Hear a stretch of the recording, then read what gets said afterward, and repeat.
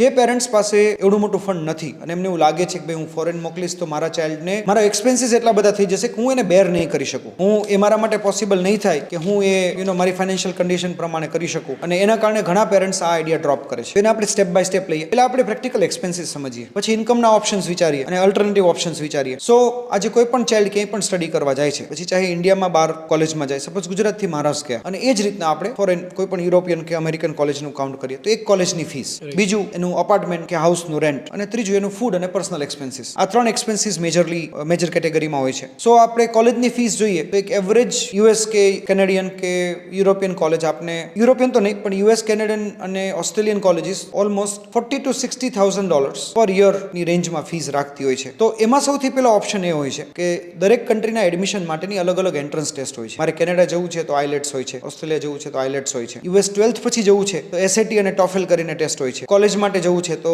GRE જીમેટ કરીને test હોય છે, પછી યુરોપ જવું છે તો અલગ અલગ કન્ટ્રીની ટેસ્ટ હોય છે. અમુક કન્ટ્રીમાં સીધા એડમિશન મળી જાય છે ખાલી લેંગ્વેજ ટેસ્ટ પરથી, જેમ કે ઓસ્ટ્રેલિયા, કેનેડા અને યુરોપ. યુરોપિયન એજ્યુકેશન જે છે એ મોસ્ટલી સબસિડાઇઝ છે. ગવર્મેન્ટ એજ્યુકેશનની ફીસ બહુ જ ઓછી રાખે છે. એમાં જો તમે લોકલ લેંગ્વેજની યુનિવર્સિટીમાં ભણો તો એટલી બધી ઓછી ફીસ છે કે તમને અહીંયાની કોલેજ કરતાં ઓછા પૈસા પે કરવાના થશે. સો એ એક મેજર પોર્શન નીકળી ગયો પેરેન્ટ્સના એક્સપેન્સમાંથી, જે એમના ફોરેન સ્ટડીઝનો સૌથી મોટો પોર્શન હોય છે કોલેજની ફીસ. સપોઝ આપણે યુએસ, કેનેડા અને ઓસ્ટ્રેલિયાની વાત કરીએ, ઓસ્ટ્રેલિયામાં બી ઘણી બધી સ્કોલરશિપ અવેલેબલ હોય છે, જે અગેન તમને એક મોટો પોર્શન તમારી ફીસમાંથી કાઢી નાખે. યુએસ અને કેનેડા, તો આ બે કન્ટ્રીની વાત કરીએ કે જ્યાં તમારે ફીસ વધારે છે, તમને અમાઉન્ટ મોટી લાગે છે. તેમાં પહેલો ઓપ્શન છે, તમે જ્યારે આ એન્ટ્રન્સ એક્ઝામ આપો છો ત્યારે તમારા જો સ્કોર સારો હોય અને તમે સ્કોર પ્રમાણે કોલેજ સિલેક્ટ કરો તો તમને સ્કોલરશિપ મળે છે. મારા કેસમાં હું 33 to 50% સ્કોલરશિપ લઈને ગયેલો, તો મારી જે ફીસ હતી એમાં 50% તો ઓલરેડી નીકળી ગઈ, રાઈટ. તો એ સ્કોલરશિપ તમારો ફીસનો એક બહુ મોટો બર્ડન ઓછો કરી દે. સો હવે 60,000 માંથી 30,000 તો ઓલરેડી નીકળી ગયા, તો $30,000 ફીસ રહી, એટલે ઓલમોસ્ટ 24-25 લાખ રૂપિયા થયા, જે બહુ મોટી અમાઉન્ટ કહેવાય એક વર્ષ માટે મોટાભાગના પેરેન્ટ્સ માટે. તો એમાં આપણે